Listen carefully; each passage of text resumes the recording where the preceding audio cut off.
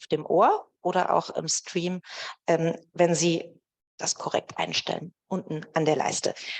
Ja, ich führe Sie heute Abend durch den Abend und freue mich natürlich extrem, weil es ist eine Reihe von Veranstaltungen, die wir dieses Jahr miterleben können bei den Festlichkeiten rund um den Geburtstag des Élysée-Vertrags. Und ja, viele von Ihnen, glaube ich, haben schon die ein oder andere Festlichkeit mitgemacht. Und diese heute Abend ist wirklich besonders, nicht nur für mich als Herausforderung mit Stream, aber vor allen Dingen auch für Sie, das werden Sie gleich sehen, denn Sie sind gefragt. Ja, mein Name ist Romy Straßenburg und Sie sehen mich sonntags auf Arte im Kulturmagazin Twist. Und Kulturmagazin fühle ich mich natürlich in einem Museum besonders wohl und eigentlich quasi wie zu Hause. Dass die deutsch-französischen Beziehungen nicht ins Museum gehören. Ich glaube, dafür arbeiten viele von Ihnen hier im Saal jeden Tag.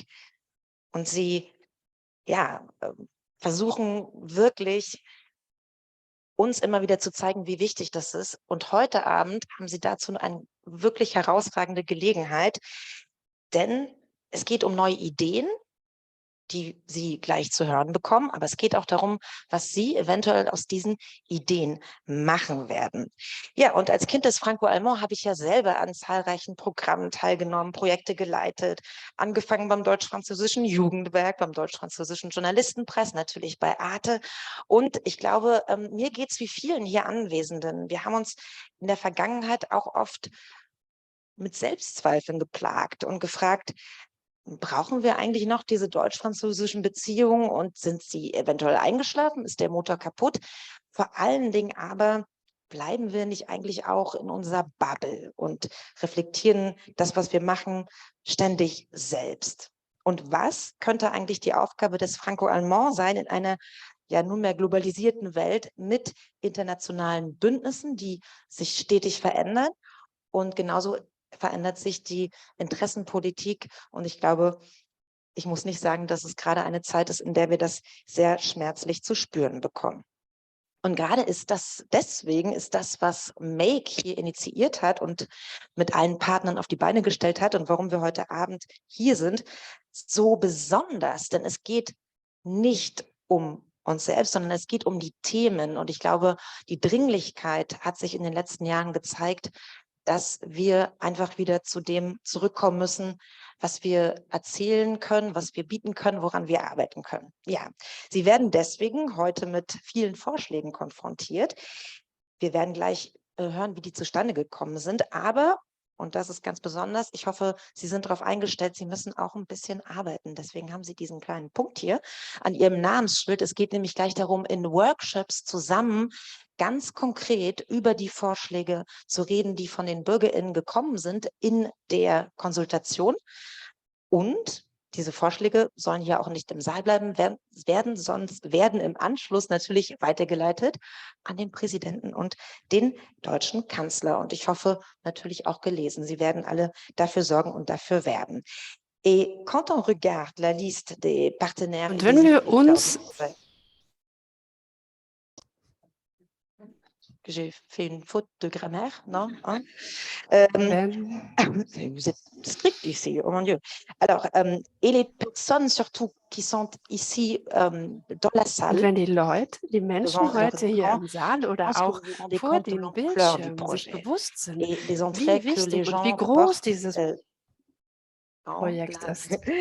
dans le franco-allemand. Parce que, et je vous Denn invite à découvrir les petites slides derrière moi, qui n'est pas là, mais je vais vous quand normalerweise même sollten Sie vous jetzt dire im Hintergrund eine participer Slide à ce sehen projet qui a été mit donc du all coup effectué den par Make Partnern Org, und mais aussi Teilnehmern par von Civico Make.org. Europa, l'Académie Es wurde européenne ja Berlin, von et puis parmi les partenaires, on es compte bien wurde évidemment initiiert l'Université von Civico franco-allemande, la Europa, Chambre de aber commerce et teilgenommen haben auch industrie, le ministère Die Europäische de Akademie l'Europe et des Affaires Berlin, étrangères, le die Auswärtiges Deutsch-Französische die Universität, Staatskanzlei des die Saarlandes ainsi CCI, que das Arte französische Ministerium allemand. für Europa Et côté und partenaires Auswärtige financiers, on retrouve AXA et le Angelegenheiten, Fonds auch die citoyen franco-allemand. Staatskanzlei Et ce und der Deutsch-Französische dernier, Bürgerfonds, Fonds citoyen unter anderem franco-allemand, Arte est auch parmi les noch. acteurs vraiment un des plus récents Und einer der et wichtigsten je Akteure, dirais déjà un incontournable parce que comme ähm, Il est le premier à pouvoir se prononcer, auch mais il a déjà aussi réalisé des centaines et ein des centaines Partner, de der projets schon Hunderte von qui Projekten ont fait umgesetzt ce hat que tout le monde, je pense, ici dans la salle, a envie de und faire, das getan hat, c'est de was jeder concrétiser von des uns tun idées möchte. Das et bedeutet de Ideen konkretisieren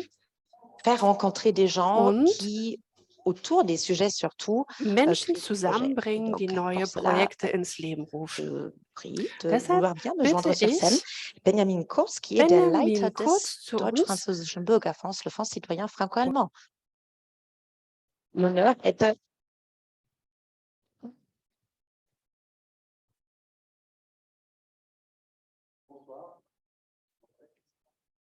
Non? Là, oui, ça fonctionne. Ouais. Bienvenue à toutes et à tous, mesdames et messieurs, donc les représentants des organisations que je ne vais pas reciter, mais qui sont assis en face de moi, les élus aussi dans la salle, aussi les représentants de la pénitentiaire pour les relations culturelles franco-allemandes, donc une pléthore d'organisations qui œuvrent aussi à ces relations franco-allemandes. Alors, le Fonds citoyen franco-allemand, on a été très gentiment introduit comme nouvel instrument du traité d'Aix-la-Chapelle signé en 2019. On est là pour soutenir des actions de la société civile, des initiatives citoyennes, des jumelages, avec le but pour rapprocher les deux peuples, donc les citoyens et citoyennes de France et d'Allemagne. On a plutôt l'habitude de soutenir des petits projets, mais qui ont lieu un peu partout en France et en Allemagne, beaucoup en SAR évidemment, comme Bundesland transfrontalier, comme région transfrontalière, mais aussi on soutient des projets plus ambitieux, comme ce projet de consultation donc initié par l'Académie européenne de Berlin, Civico, et vraiment mis en œuvre par MEC.org. Donc c'est un projet pour nous qui est vraiment important, on appelle un projet phare. Donc c'est plus de 50 000 € qu'on donne, ce qui est vraiment assez rare. L'an dernier, on n'avait pas de projet phare, cette année, on n'en a eu qu'un. Donc c'est pour dire à quel point pour nous, c'était important de pouvoir aborder des sujets qui aussi traitent de la participation et qui engagent des citoyens et des citoyens qui sont aussi ici présents. Je les remercie d'être venus pour parler des thèmes éminemment importants pour le futur de nos relations. On est, cette année, on fête les 60 ans du traité de l'Élysée. Donc, c'est ça qui a vraiment, on va dire, introduit l'institutionnalisation des relations franco-allemandes. Mais il s'agit aujourd'hui maintenant de savoir où on veut aller dans le futur. Donc, merci encore et je me réjouis aux échanges qu'on aura un peu plus tard.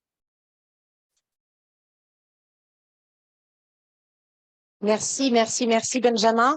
Et pour le prochain mot de bienvenue, normalement on l'a sur l'écran. Darf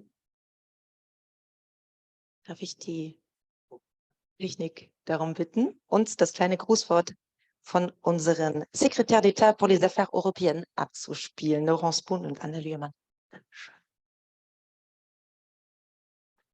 Je me réjouis de pouvoir vous adresser ces quelques mots à l'occasion de la clôture de la consultation Traité de l'Élysée, regardez ensemble vers l'avenir. Avec Anna Lohrmann et les ministères français et allemands de l'Europe et des Affaires étrangères, nous avions tenu à apporter notre soutien à cette consultation parce que nous croyons qu'il est important d'être à l'écoute des idées et propositions que vous pouvez formuler. Alors que nous célébrons les 60 ans de notre amitié, cette consultation vous a donné la parole à vous, citoyens français et allemands, afin de vous partager vos vœux et aspirations pour l'avenir de la coopération franco-allemande pour l'Europe.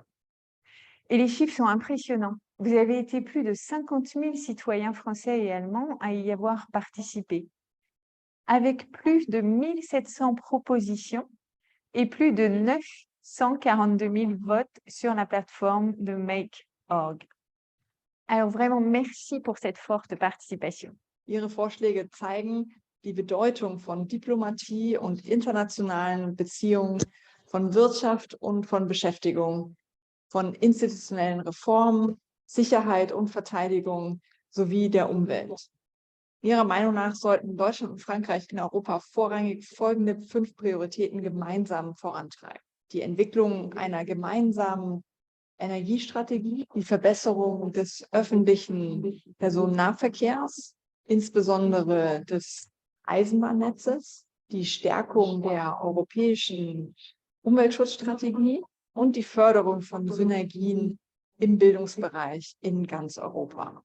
und außerdem den Schutz und die Entwicklung der europäischen Wirtschaft und Industrie. Diese Prioritäten stehen auf unserer Agenda. Wir arbeiten bereits an stärkerer Kooperation in diesen Bereichen. Und bei der Umsetzung sind aber auch Sie weiterhin mit kreativen Ideen gefragt. Welche Maßnahmen sollten ergriffen werden? Wie können Ihre Erwartungen an die deutsch-französischen Beziehungen erfüllt werden? Nutzen Sie doch gerne die Diskussionen in Saarbrücken im Kreise vieler einfallsreicher Menschen. Wir freuen uns über Ihre Anträge. Es lebe Europa und es lebe die Freundschaft zwischen unseren Ländern. Vive l'Europe et vive l'amitié entre nos pays. Ja, und wir sind Hybrid par excellence, denn jetzt hier live vor Ort begrüße ich Carlotta Düring von der Europäischen Akademie Berlin.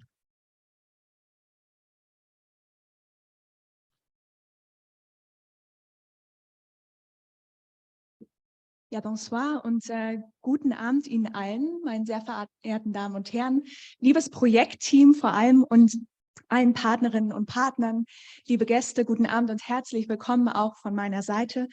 Ich freue mich wahnsinnig, heute hier zu sein, weil wir dieses Projekt Anfang des Jahres auf den Weg gebracht haben und es ist immer ein großes Fest, wenn man das dann zum Abschluss bringen kann. Wobei ich sagen muss, wir sind zwar hier für ein Abschlussevent, aber eigentlich ist das erst der Auftakt. Denn all die Vorschläge, die Abstimmungen, die wir gesehen haben in der Konsultation, die Ergebnisse, die Sie alle auch heute zum ersten Mal teilweise sehen können, sind im Grunde ein Kompass oder sollten ein Kompass sein für die deutsch-französische Zusammenarbeit 60 Jahre nach der Unterzeichnung des Élysée-Vertrags. Und genau das ist es, denke ich, auch, was Europa jetzt gerade und in 2023 braucht. Gemeinsame Vorhaben und auch einen gemeinsamen Willen, zusammen eine europäische Zukunft zu gestalten. Und diese Konsultation und die Ideen, die darin stecken, das Engagement, das darin steckt, ist ein ganz wunderbarer Auftakt. Wir als Europäische Akademie Berlin feiern ebenso wie der Élysée-Vertrag in diesem Jahr unser 60.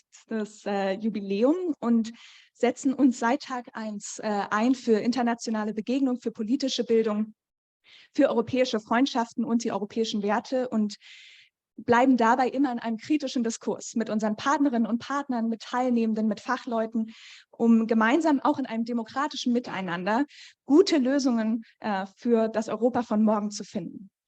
Und dieses Projekt, was wir mit einem großen Konsortium an wahnsinnig tollen Partnern auf die Beine gestellt haben, deckt all diese Punkte ab. Und deswegen freuen wir uns riesig, dass wir diese Konsultation so umsetzen konnten.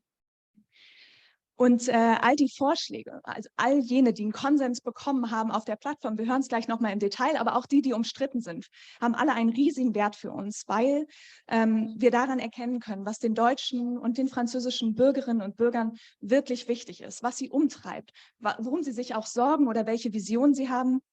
Und all diese Ergebnisse, manche von ihnen zeigen innovative neue Ideen, manche zeigen vielleicht auch Ideen, die wir schon mal gehört haben. Und das ist gut und richtig so, weil damit bleiben die Belange auf der Agenda. Und das drängt uns auch, diese zu diskutieren. Und ich freue mich, dass wir das heute auch schon tun können in einem ersten Schritt. Von daher sind die Vorschläge der Bürgerinnen und Bürger, und ich freue mich, dass einige von Ihnen auch heute hier mit uns sind, im Grunde zukunftsweisend und enorm wichtig für unsere Arbeit. Jetzt habe ich gesagt, dass es heute eigentlich kein Abschluss, sondern ein Auftakt sein sollte, nämlich für die nächsten 60 Jahre deutsch-französischer Freundschaft und Zusammenarbeit für Europa, weil ich denke, was jetzt wirklich zählt, ist die Diskussion über eine mögliche Umsetzung. Wie kann man die Ideen denn voranbringen? Die Vorschläge, die wir gehört haben, gibt es die vielleicht teilweise schon oder was ist der beste Weg, um sie in die Umsetzung zu bringen?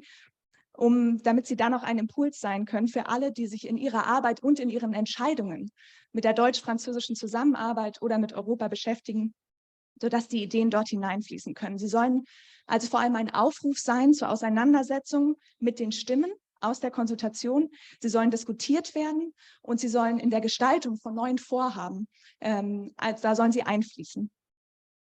Wir hatten im April schon einmal die Gelegenheit, in Berlin in der französischen Botschaft erste Zwischenergebnisse der Konsultation vorzustellen in einem Kreis engagierter Zivilgesellschaft, Wirtschaft, Verwaltung, Politik, Wissenschaft im Rahmen der Berliner Initiative zur Zukunft Europas.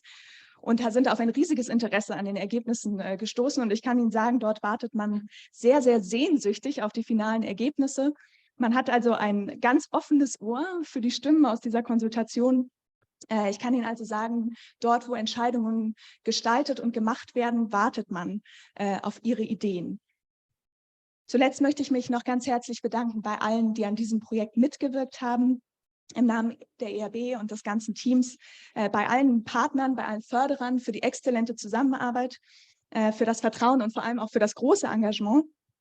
Ich möchte vor allem auch den Kolleginnen und Kollegen von MAKE danken, die wirklich mit einem unermüdlichen Willen das Beste aus diesem Projekt rausgeholt haben. Ich möchte dem Team auch vom Bürgerfonds danken, weil immer die richtigen Impulse zur richtigen Zeit kamen und eine sehr gute Unterstützung waren. Und ich möchte natürlich auch dem Team der ERB danken für die ganz engagierte Arbeit, die Liebe zum Detail, die Sie hoffentlich heute hier auch alle sehen und spüren können. Genug der Worte. Ich wünsche Ihnen eine tolle Veranstaltung. Ich freue mich sehr auf die Ergebnisse. Ich freue mich auf die Diskussion mit Ihnen allen und wünsche Ihnen einen schönen Abend und genießen Sie die Diskussion heute. Vielen Dank.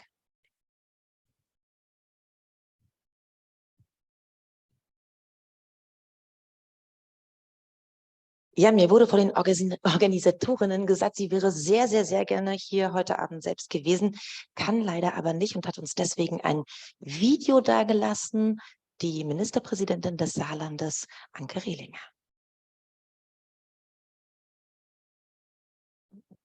Sehr geehrte Damen und Herren, liebe Bürgerinnen und Bürger, chers amis. Als Schirmherrin dieses großartigen Projektes möchte ich mich zunächst herzlich bei den Organisatoren und Unterstützern, aber ganz besonders bei den Bürgerinnen und Bürgern bedanken, die an der Umfrage teilgenommen haben. Über 50.000 Teilnehmerinnen und Teilnehmer, fast 1.800 Vorschläge. Das zeigt eindrucksvoll, welche starke Verbindungen zu Europa sowohl Deutschland als auch Frankreich haben.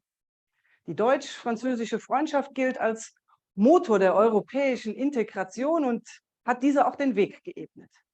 Besonders die Sprachförderung ist von großer Bedeutung für unser Zusammenleben als Nachbarn. Als Kulturbevollmächtigte freut es mich sehr, dass so viele Bürgerinnen und Bürger das Lernen der Partnersprache als wichtige Säule im Zusammenleben sehen. Denn für das gegenseitige Verständnis ist das Verstehen eine notwendige Bedingung. Die Bürgerinnen und Bürger wissen, dass die Sprache des Nachbarn erlebbar gemacht und Spracherwerb aktiv gefördert werden muss. Das will ich gemeinsam mit dem französischen Bildungsminister Pape Ndiaye mit Leben erfüllen. Ich möchte mich gemeinsam mit den bestehenden deutsch-französischen Einrichtungen, Organisationen und Akteuren dafür einsetzen, dass Austauschprogramme nicht nur für Schülerinnen und Schüler, sondern auch für Lehrerinnen und Lehrer weiter und stärker gefördert werden. Austauschmöglichkeiten auch für Auszubildende anzubieten, ist ein Vorschlag der Make.org-Umfrage. Genau dahin zielt auch mein Engagement als Bevollmächtigter. Durch die Förderung von Mobilität in der Berufsausbildung wird das Interesse am Partnerland, aber auch die fachliche Kommunikation erleichtert. Außerdem hilft die Öffnung des Ausbildungs- und Arbeitsmarktes des Partnerlandes gegen den Fachkräftemangel. Dies ist nur ein Beispiel, wie differenziert und engagiert die Bürgerinnen und Bürger in beiden Ländern ihre Vorschläge kundgetan haben. Nun ist es an uns, diese Ideen aufzugreifen und umzusetzen. Vive l'amitié franco-allemande, vive l'Europe des citoyens.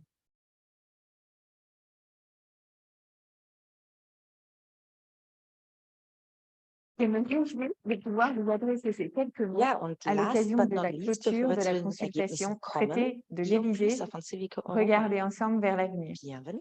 Avec Anna Lourmann et les ministères Merci, français Aude. et allemands de l'Europe et des Affaires étrangères, Bonsoir nous à avions tenu à tous. apporter notre soutien à cette Civico Europa, consultation parce que nous croyons nous qu'il est sommes important très heureux d'être à l'écoute de des cette idées et consultation propositions que vous citoyenne pouvez que nous formuler. avons Alors que ici nous à célébrons les l'Académie 60 ans de notre européenne de amitié, Berlin cette et consultation vous a donné la avec parole à vous, détermination le citoyens talent français de et notre allemands, orgue.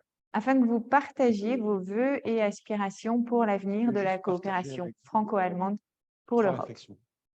Et les chiffres sont Sur la impressionnants. lecture Vous avez de été cette plus de convention. 50 000 citoyens C'est français une et convention allemands à y spécifique. avoir participé. Et avec important que ça plus soit de une opération 1700 propositions un des plus grands et plus de 942 000 votes sur la plateforme de Make.org.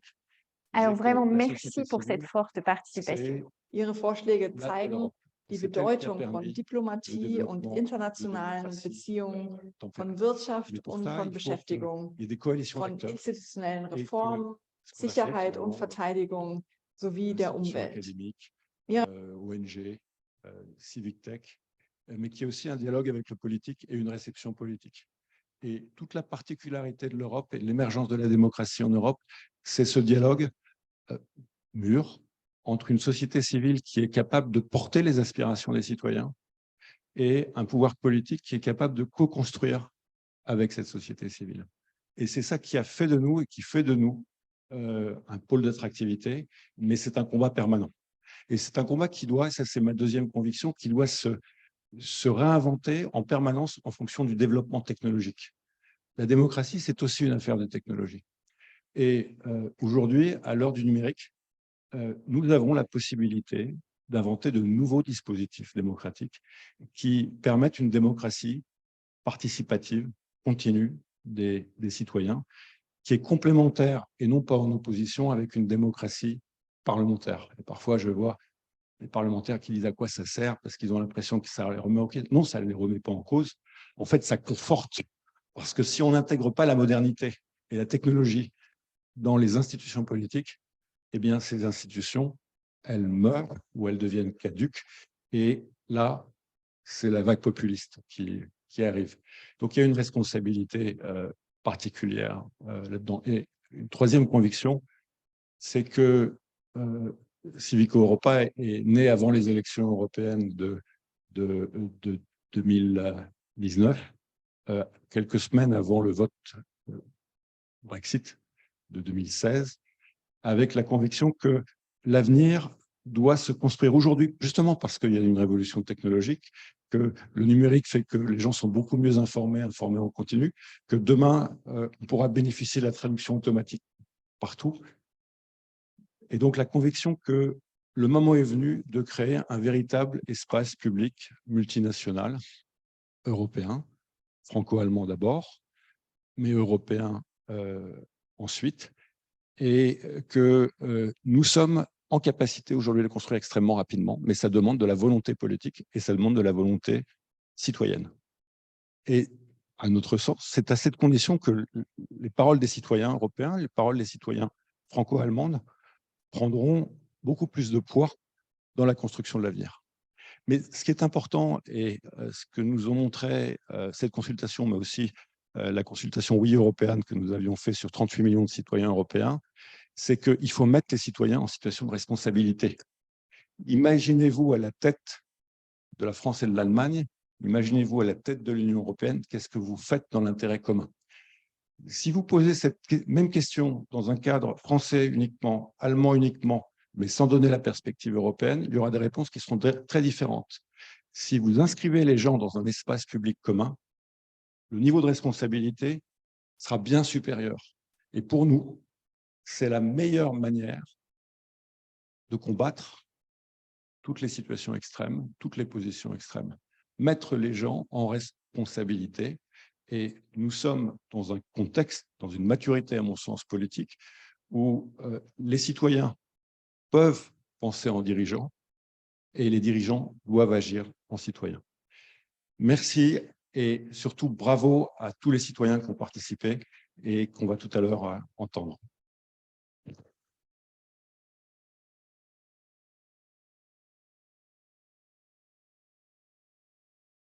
Und jetzt ist der Moment gekommen, um denjenigen zu begrüßen, der hinter dem Ganzen steckt, uns heute die Ergebnisse präsentieren wird. Axel Douchet, herzlich willkommen, Make.org.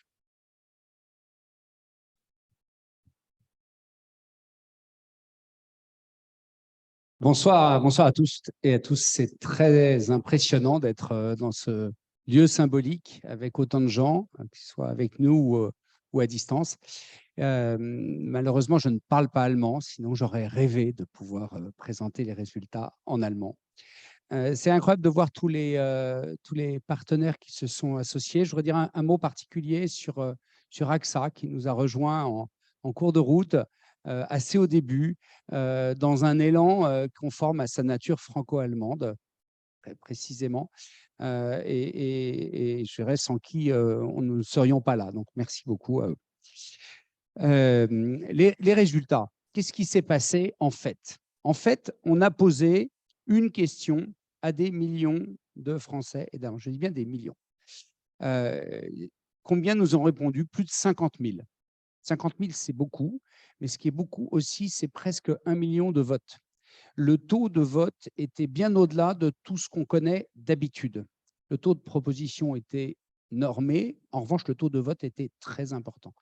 C'est-à-dire que les gens sont un peu, comme d'habitude, face aux propositions, ont un peu peur, et pourtant, on va voir, on donnait beaucoup de choses, mais en revanche, une envie de participer, une envie de prendre position sur le rôle que la France et l'Allemagne doivent prendre en Europe. Quand on regarde un peu plus précisément, non pas les votes, mais ce dont les gens ont parlé. On ne s'occupe pas de savoir s'ils sont d'accord ou pas d'accord. On regarde quels ont été les sujets qui sont sortis.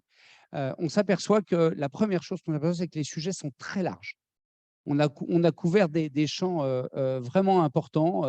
Là, il y en avait encore une longue liste derrière, mais il y en a une vingtaine que vous pouvez voir. Et ce qui marque tout de suite, c'est deux champs prépondérants en termes de thèmes abordés, qui sont d'une part diplomatie et relations internationales, qui est très important puisqu'on voit que c'est 16% de la totalité. Qu'est-ce qu'il y a derrière? Il y a beaucoup d'idées autour de la place de l'Europe dans le monde, autour de la participation citoyenne et beaucoup de débats autour de est-ce qu'il faut plus d'Europe, moins d'Europe, comment améliorer l'Europe. On sent qu'il y a vraiment un sujet important qui a été débattu. On verra ce que ça donne en consensus dans quelques instants. Le deuxième sujet qui est ressorti très fortement, c'est le sujet de l'économie et de l'emploi. Et là, énormément de choses autour de l'harmonisation des règles. Harmonisation des règles un peu partout en Europe. Et puis, soutien actif dans certains domaines. Là aussi, on verra ce que ça donne en termes de consensus. Mais quand on pose la question, qu'est-ce que la France et l'Allemagne doivent défendre en Europe, on s'aperçoit qu'il y a plein de sujets, et surtout que les gens ont envie de participer. C'est un axe important.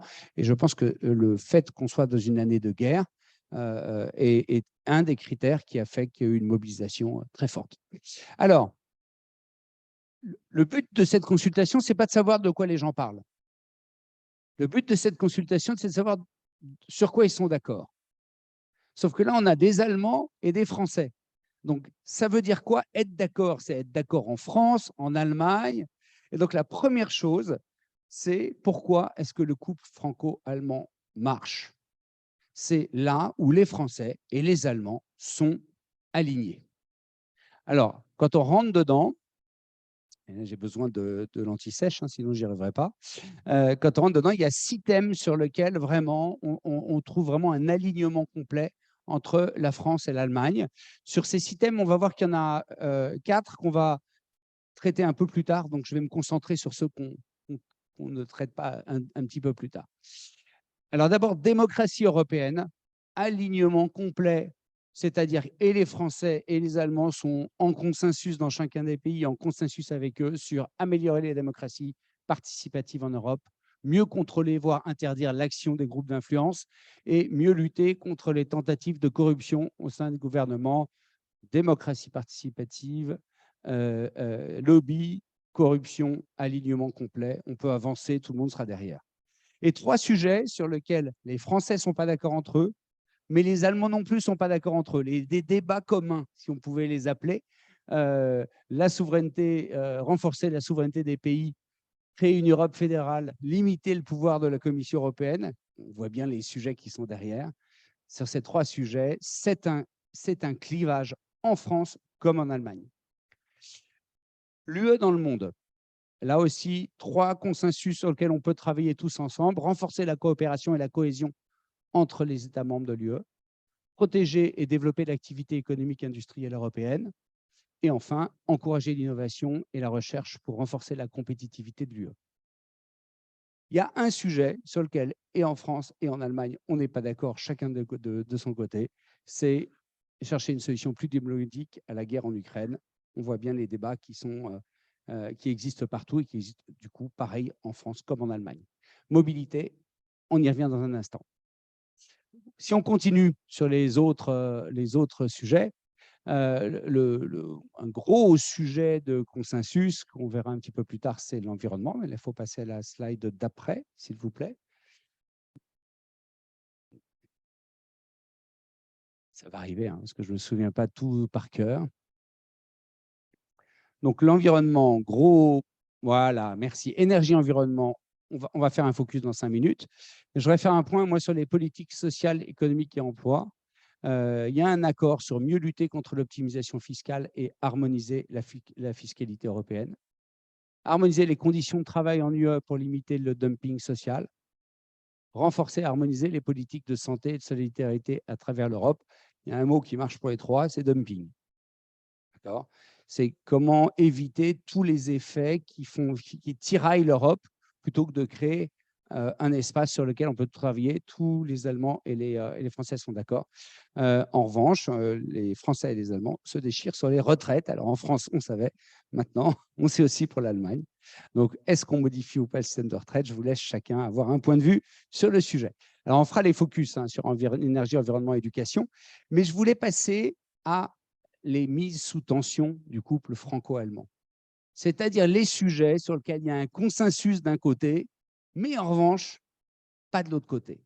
Et c'est peut-être moins positif, hein, parce qu'il n'y a pas d'alignement, mais c'est peut-être là où il faut travailler. Et donc, si je passe sur ce que j'appelle du coup des idées débattues, on s'aperçoit que, on y va, sur les idées débattues, s'il vous plaît. Voilà. Les idées débattues, il y a des idées débattues sur la démocratie européenne. Par exemple, réformer les modalités de prise de décision au sein du système décisionnel européen. En France, c'est un consensus, pas en Allemagne. À l'inverse, étendre le suffrage universel à la gouvernance de plusieurs institutions européennes. En Allemagne, c'est un consensus, mais pas en France. Je ne sais pas si ça vous étonne, on aura des workshops, hein, vous pourrez nous dire, etc.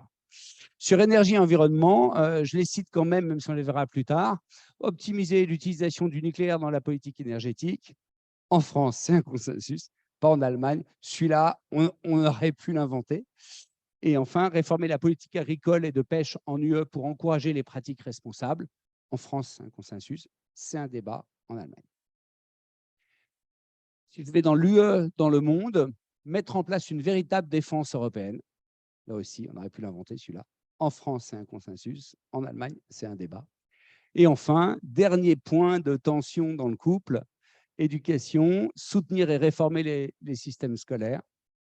En Allemagne, c'est un consensus, mais pas en France. Voilà, ça nous donne une carte assez intéressante, je dirais, de là où on est vraiment d'accord, là où on n'est pas d'accord. Alors, il y a 4 focus qui vont être les sujets des 4 workshops sur l'énergie, sur l'environnement, sur la mobilité et sur l'éducation. C'est pour ça que je ne suis pas rentré dans les détails. Mais avant qu'on rentre dans le détail, j'aimerais bien qu'on accueille 7 citoyens qu'on va applaudir très fort et qui sont parmi nous aujourd'hui. Donc, il y a, je crois, 4 Français et 3 Allemands.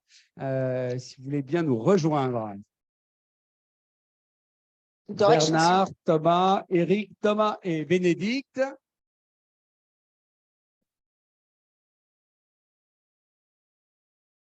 Est-ce que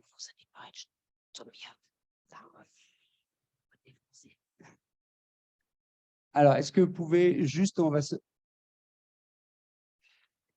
je vais passer le micro pour que vous puissiez nous dire d'où vous venez, qui vous êtes, ce que vous avez eu envie de faire ici. Et puis, dans le cas de Bénédicte, de nous dire un peu plus sa proposition. Et on le fera de même avec Adrienne. Bonsoir, je viens de Rennes. Je m'appelle Thomas et j'ai participé à la consultation sur le thème de l'éducation notamment. Donc, moi, je suis Eric, je suis de région parisienne et moi, j'ai parlé sur les transports. Bonsoir, moi c'est Thomas Damour. Je viens de Nouvelle-Calédonie, donc un territoire d'outre-mer, pour ceux qui ne sauraient pas.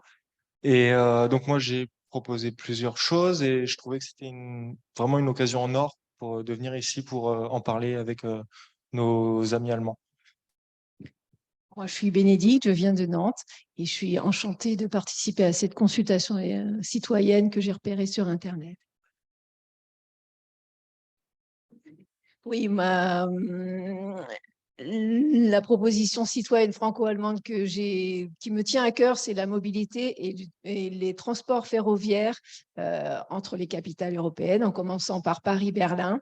Et peut-être, comme je viens de l'ouest de la France, avoir ces transports sans passer par Paris, parfois pour rejoindre l'est de l'Europe.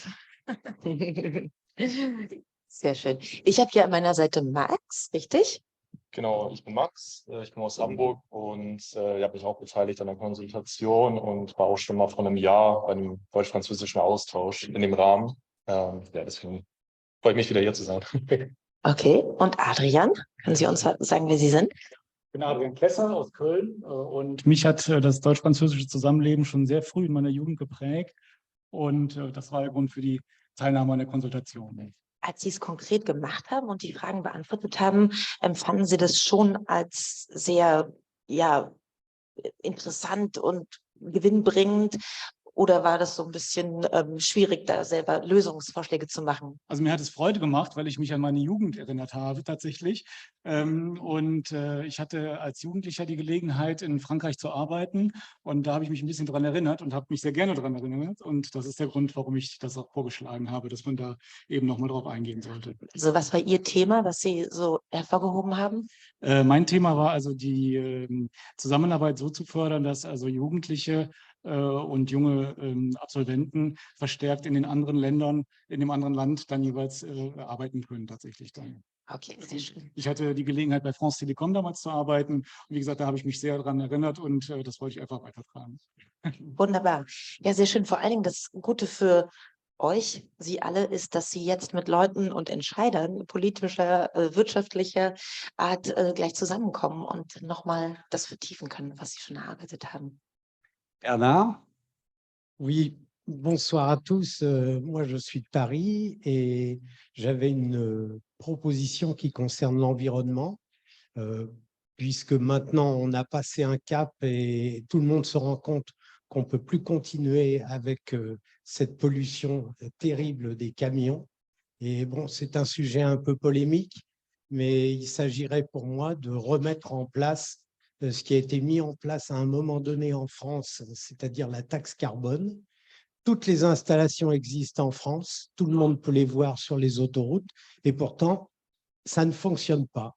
Alors, c'est un sujet sur lequel moi, je suis prêt à entendre les avis des uns et des autres, mais j'aimerais bien que cette proposition puisse passer la rampe et puisse être entendue au niveau européen. Voilà. Merci Bernard. Donc, l'importance de votre présence est capitale parce que ce n'est pas juste une consultation, c'est le début d'une conversation.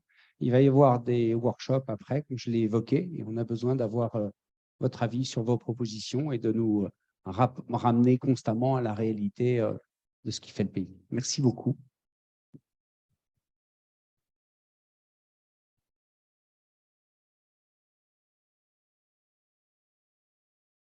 Parfait, merci.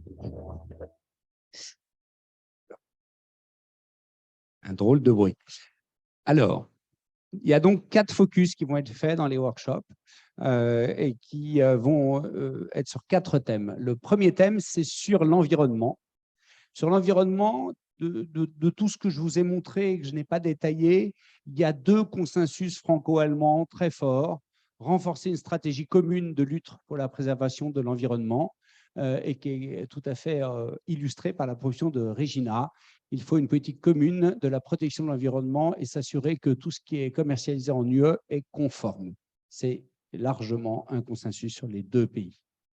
Deuxième consensus, protéger et accroître la biodiversité en Europe avec la proposition de Bastien comme illustration. Il faudrait s'efforcer de reboiser l'Europe afin de lutter un peu contre le changement climatique. C'est également un grand consensus. Et puis, il y a, pour mémoire, parce qu'on ne va pas la travailler, on ne va pas résoudre le couple franco-allemand aujourd'hui, mais pour mémoire, le sujet de la pêche que j'évoquais, qui est un consensus en France, mais un clivage en Allemagne. Un point de travail pour notre prochaine consultation franco-allemande de l'année prochaine, j'espère, hein, puisque ça marche si bien. Le deuxième thème, c'est le thème de l'énergie. Sur l'énergie, il y a 3 consensus sur lesquels on réunit la France et l'Allemagne. Développer une stratégie énergétique commune avec une proposition de Thomas. C'est un des 2 Thomas qui était là tout à l'heure. Voilà, merci. Thomas de Nouvelle-Calédonie. Il faut réduire nos dépendances énergétiques et être plus compétitifs sur les offres d'énergie que l'on propose, qui est un consensus dans les 2 pays. Développer davantage les énergies renouvelables, consensus dans les 2 pays. Réformer les tarifs énergétiques, consensus dans les 2 pays. Et puis, pour mémoire, je l'ai évoqué tout à l'heure, un débat, l'optimisation de l'utilisation du nucléaire, qui est un consensus en France, et une controverse en Allemagne avec la position de Samantha. Il faut faire pression pour que les centrales nucléaires continuent de fonctionner. Et donc ça, c'est un consensus en France et pas en Allemagne. Troisième thème que l'on va travailler, c'est la mobilité, avec une idée qui réunit tout le monde, améliorer le transport en commun, notamment du réseau ferroviaire.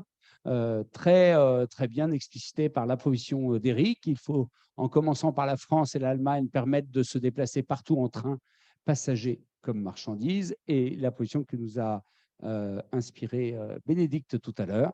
Il faut avoir des trains faciles de nuit, de jour pour relier les capitales de l'ouest de la France sans faire des changements par Paris. Et puis, pour mémoire, une idée débattue, la réduction du trafic aérien. Il faut que la France et l'Allemagne défendent… Ah non, ce n'est pas une idée débattue, pardon. C'est une controverse dans les 2 pays. Dans les 2 pays, il y a des gros débats sur la place de l'aérien aujourd'hui. Et puis enfin, un dernier thème, celui de l'éducation, avec un consensus global qui est favoriser les synergies éducatives à travers l'Europe, et qui s'exprime illustré par la position de Adriane. Les élèves des 2 pays devraient avoir davantage l'occasion de travailler ou de faire un stage dans l'autre pays pendant les vacances.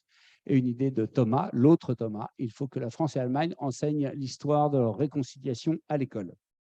Une idée débattue avec une approche différente, soutenir et réformer les systèmes scolaires. Il faut réformer le système scolaire dans toute l'Europe en suivant l'exemple de la Finlande. C'est un consensus en Allemagne, mais un débat en France. Voilà, je pense qu'on a un peu défini un peu le panorama global. Maintenant, ce n'est pas des idées de cette nature-là qui suffisent pour faire des solutions ou des actions. Et c'est le sujet des 4 workshops qui arrivent maintenant et que Rami va nous expliquer parfaitement.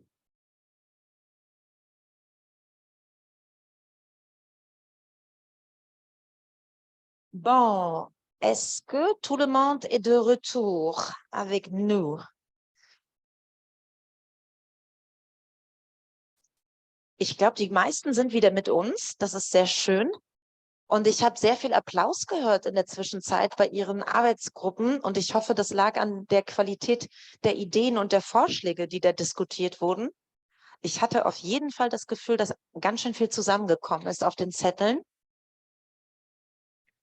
Und dass viele Ideen dabei auch auf Zustimmung gestoßen sind. Und wir werden die Sachen, die Sie besprochen haben, jetzt noch mal ein bisschen vertiefen, und zwar hier auf dem Podium. Ich hoffe, dass der Stream auch wieder läuft. Ich glaube, die Technik ist da gerade dabei. Genau.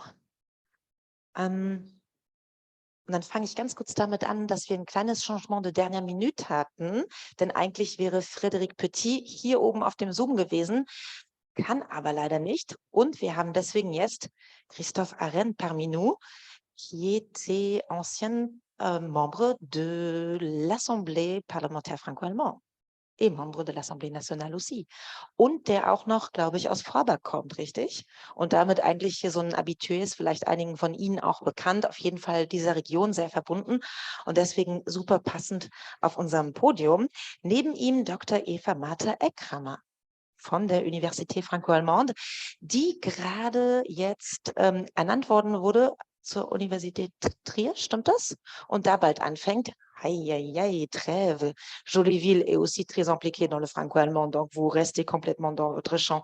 Et puis derrière, il y a le chef économiste de AXA, du groupe AXA, qui est là avec nous, Gilles Moek, et qui s'était trouvé dans le workshop énergie. Et je vous ai entendu, je vous ai retrouvé un peu là-bas. Est-ce qu'un workshop comme ça, en tant qu'économiste, ça apporte quelque chose? Vous avez rencontré des idées que vous trouvez pertinentes? Ah, da oben liegt sie. Merci beaucoup.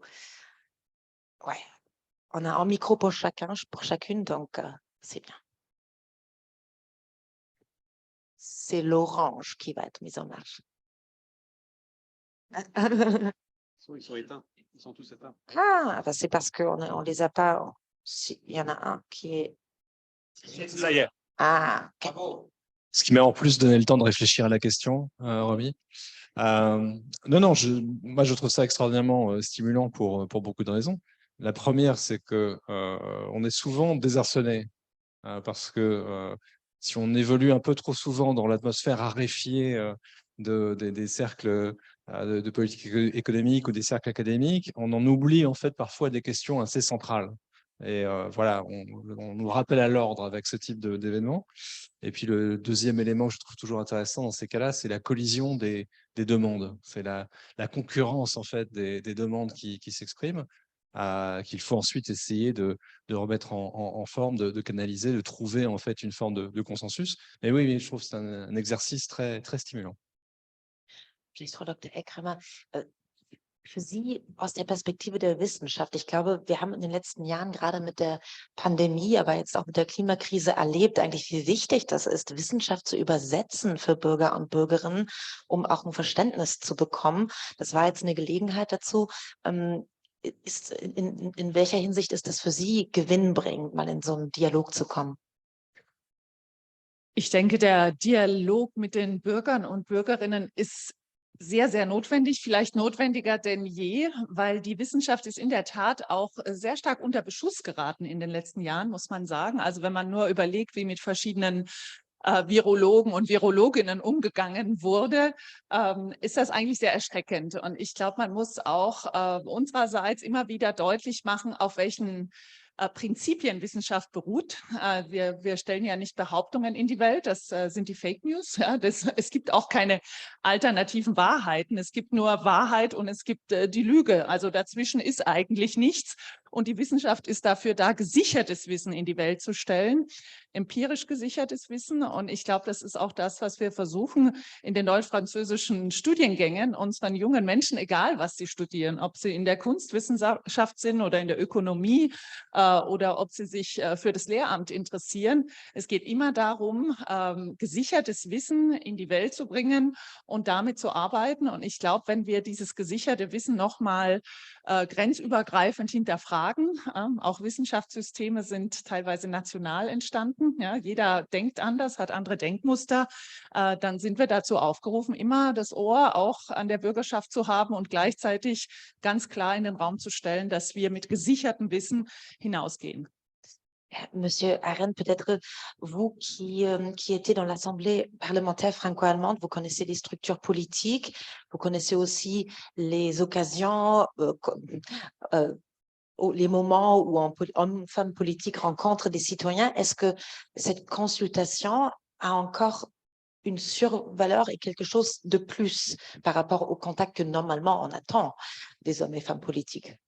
Alors, est-ce qu'elle a encore une plus-value? Non, elle a une plus-value immédiate. C'est aujourd'hui dans ce sens-là que doit se déplacer la démocratie. Et j'aimerais rebondir sur la conclusion qu'on a eue dans le groupe de travail sur l'innovation de rupture. Je ne parle même plus d'intelligence artificielle, hein, je parle d'informatique quantique et de choses, de support numérique et de la manière dont la jeune génération aujourd'hui rentre dans la communication et aussi dans l'éducation. Hein. Le livre, alors le papier c'est bien, mais c'est très peu utilisé. Et donc c'est important que des citoyens de toute l'Allemagne et de toute la France, hein, et j'aimerais saluer les organisateurs de cette étude, d'avoir été pour une fois chercher le franco-allemand sur toute la France, toute l'Allemagne, dans tous les territoires, dans tous les groupes d'âge, et de ne pas s'être concentré que sur le transfrontalier. Je prêche un peu contre ma paroisse. Et c'est ça qui est très intéressant. Et je pense que la naissance de l'Assemblée parlementaire franco-allemande, et j'arrêterai là, elle est liée à de la consultation aussi. Au départ, a été créé un groupe de travail de 9 députés français à l'Assemblée nationale et 9 députés allemands qui se sont bien entendus et qui, pendant 9 mois, ont mené des auditions, société civile, milieu économique, université franco-allemande, OFAGE, institution franco-allemande. Et c'est de ces auditions-là que sont nés les objectifs du Parlement franco-allemand et que ces 9 parlementaires français et 9 parlementaires allemands ont essayé de donner un impulse, un élan au traité d'Aix-la-Chapelle. Et les citoyens étaient au cœur de ces consultations aussi à l'époque déjà. Et lorsqu'on voit qu'en France, sur une élection, on n'a plus que 30% des gens qui s'expriment, il faut trouver un autre moyen. Il faut trouver un autre moyen aujourd'hui de redonner confiance dans la vie de la cité, la politique au sens noble, et le questionnement par des moyens numériques modernes de l'ensemble des citoyens est capital. Capital. Avant d'entrer un peu plus en détail sur les thématiques qui ont été abordées, je me permets encore de vous poser une question parce que je pense que les citoyens et citoyennes qui sont là et qui se posent la question, OK, on a proposé ceci et cela, se demandent, est-ce que les structures politiques, est-ce que les niveaux de décision nécessaires pour réaliser ces solutions sont-elles là? Je veux dire, est-ce que, par exemple, l'Assemblée parlementaire franco-allemande est opérationnelle, peut faire vraiment rapidement traduire quelque chose en une loi, par exemple? L'Assemblée parlementaire franco-allemande n'a pas de pouvoir législatif en tant que tel. Mais les textes et les résolutions de l'Assemblée parlementaire franco-allemande, tout du moins du côté français, sont élaborés de sorte à ce qu'elles puissent être mises sur le bureau de l'Assemblée nationale. C'est un peu technique, mais le secrétariat général du gouvernement est interrogé. Le travail est fait avec le ministère compétent et à tout moment, la présidente de l'Assemblée nationale, le président précédent, hein, c'est une institution jeune, l'Assemblée parlementaire franco-allemande, hein, elle a siégé pour la première fois en 2019. Très court, et elle est rentrée directement dans des situations de crise où elle a dû se préoccuper de la crise sanitaire, puis de la guerre en Ukraine, pour coordonner la France. Mais dans ces deux éléments-là, elle a joué son rôle, elle a aidé à coordonner. Mais il n'y a pas que l'Assemblée parlementaire franco-allemande, et je vois Catherine Graeber, par exemple, qui est secrétaire générale du comité de coopération transfrontalière, qui est un autre bébé du traité d'Aix, le Front citoyen franco-allemand avec Benjamin, j'aimerais citer aussi le Forum d'avenir franco-allemand.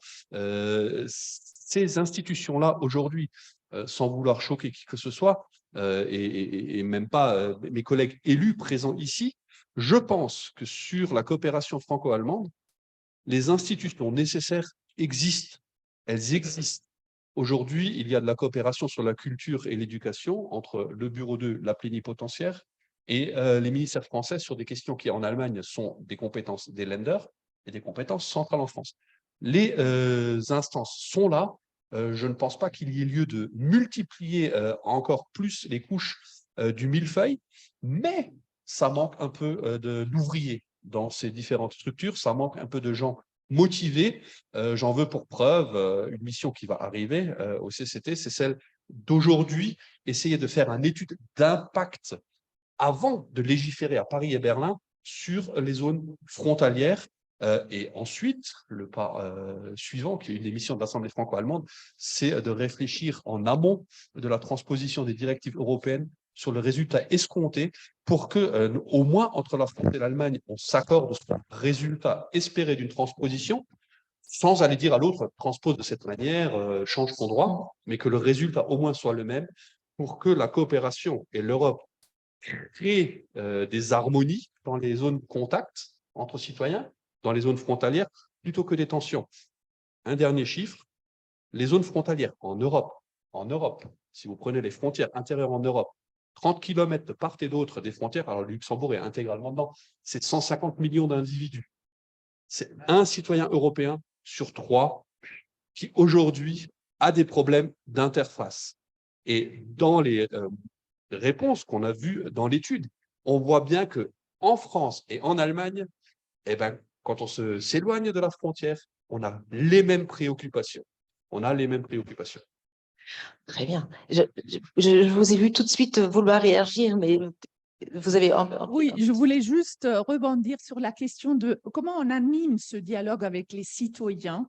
Je crois là, il y a vraiment un travail à faire côté politique, mais c'est aussi un travail à faire côté sciences, côté université.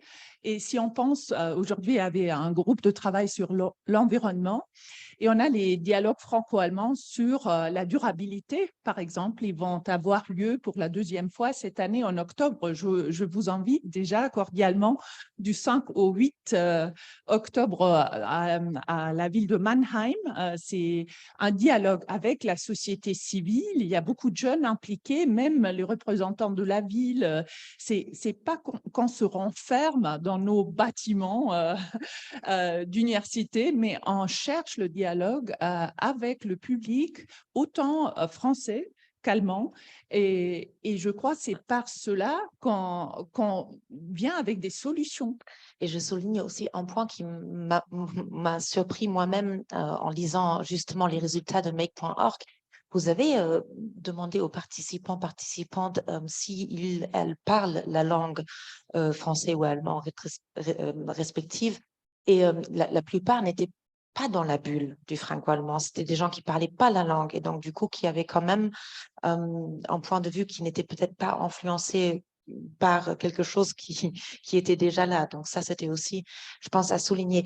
Je veux m'adresser à Gilles Noëc parce qu'en tant qu'économiste, vous observez le climat économique dans les deux pays et je crois qu'il y a une incertitude actuelle qui prône sur tout le monde. Et quand Christophe dit que lui, il a l'impression de son champ de travail que les structures pour prendre des décisions sont là, qu'a priori, il existe déjà beaucoup de coopération. Quelles, dans votre sens, sont pour l'économie en ce moment les priorités, les mesures à prendre qui pourront faire en sorte que les entreprises ressortent de toutes ces crises, finalement? D'abord, un point d'histoire immédiate sur la réponse franco-allemande et européenne à la crise de la pandémie. Son tendance à l'oublier et à faire comme s'il allait complètement de soi qu'on ait une réponse aussi puissante et aussi coordonnée à ce qui a été quand même la pire récession depuis la Seconde Guerre mondiale. Et là, on est tous dans une phase euphorique de post-pandémie, mais on l'a fait avec des décisions politiques qui entraînaient de briser un certain nombre de tabous dans les différents pays. Le financement du pacte de nouvelle génération, qui a fait briser ce fameux tabou de la mutualisation des dettes en Europe, ne pouvait se produire sans une décision assez déchirante du politique allemand. Et ça, je vis ça de l'autre côté, entre guillemets, en vivant surtout dans un milieu économique français et britannique, toujours cette idée que l'Allemagne ne veut pas. Que l'Allemagne ne veut pas suffisamment ou suffisamment tôt s'engager dans la solidarité économique européenne. Ça n'a pas été du tout le cas dans cette phase pandémique. Et ça, je pense qu'il faut quand même le rappeler.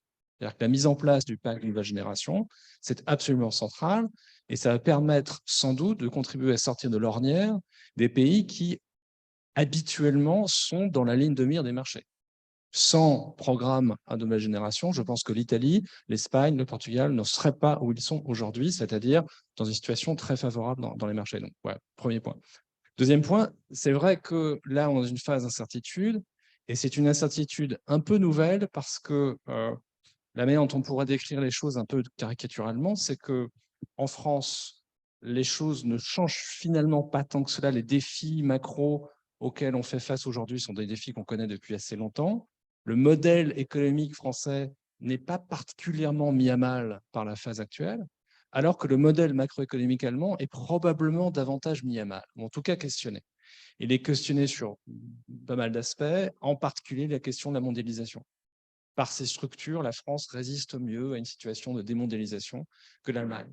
Donc on est dans une phase compliquée où, pour la première fois sans doute depuis les années 90, on est dans une phase où l'Allemagne a quelques hésitations sur son propre modèle macro, et cette hésitation-là a sans doute un impact un peu freinant sur ce que l'on pourrait faire en Europe d'une manière générale, parce que, j'en termine là, si on peut évoquer un manque c'est que dans ma grande naïveté d'Européen convaincu, j'étais persuadé que la crise ukrainienne, la guerre en Ukraine et la crise inflationniste que nous traversons allaient lancer un deuxième mouvement de solidarité financière européenne, et ce n'est pas pour l'instant le cas, et c'est en partie le fait de ces hésitations, d'un modèle macro-allemand qui aujourd'hui est davantage sous pression qu'il ne l'était il y a 10 ou 20 ans.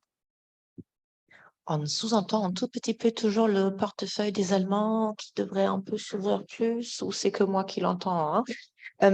Très bien, je reviens encore sur le secteur d'énergie parce que vous étiez dans le groupe de travail et c'est vrai que c'est ce secteur aussi qui, pour les Allemands, est compliqué. Je crois que le mot Heizung en Allemagne est le mot peut-être qu'on trouve le plus dans la presse.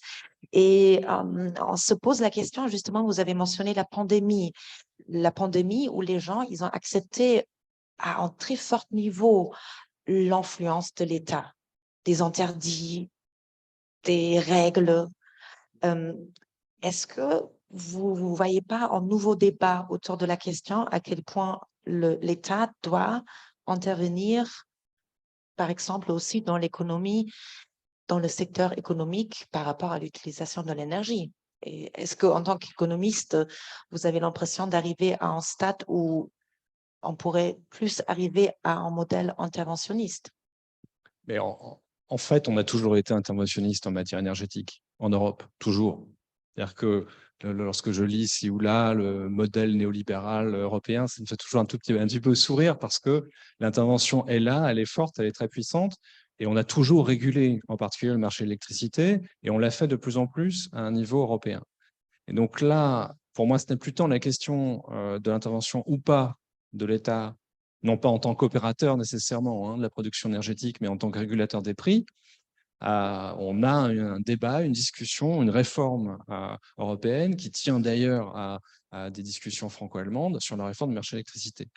Et on le fait. La décision qui a été prise, qui est comme une décision très forte et très engageante, d'étendre le domaine d'intervention, le domaine d'application du marché du carbone en Europe, est également une décision extrêmement importante, qui est une décision d'intervention, là aussi au sens strict du terme, puisque ce qu'on essaye de faire, c'est d'agir sur les prix pour aboutir à une diminution de la consommation de carbone. Mais ce sont des mécanismes, et là je termine là, mais ça me renvoie à la conversation qu'on avait tout à l'heure dans le workshop, c'est que on est souvent face à des mécanismes qui sont extraordinairement compliqués. Expliquer en 25 secondes pourquoi est-ce que le prix de l'électricité est fixé en fonction du prix marginal du dernier producteur marginal, c'est pas très simple et ça ne parle pas. Et je pense qu'il y a une vraie dichotomie entre la réalité, encore une fois, d'une régulation qui est en fait très forte et d'une perception peut-être par les citoyens qu'il y a en fait du laisser-faire. Il n'y a pas beaucoup de laisser-faire en matière énergétique en Europe aujourd'hui. Frau Dr. Eckhammer, ich möchte mal auf Sie zurückkommen, einfach weil die Themen, die in den Workshops besprochen wurden, Mobilität, Energie, Umwelt, das sind ja alles Themen, von denen wir wissen, dass sie vor allen Dingen wissenschaftliche Antworten brauchen. Und in Deutschland ist neben dem Wort Heizung ja das Wort Technologieoffenheit gerade ganz besonders angesagt.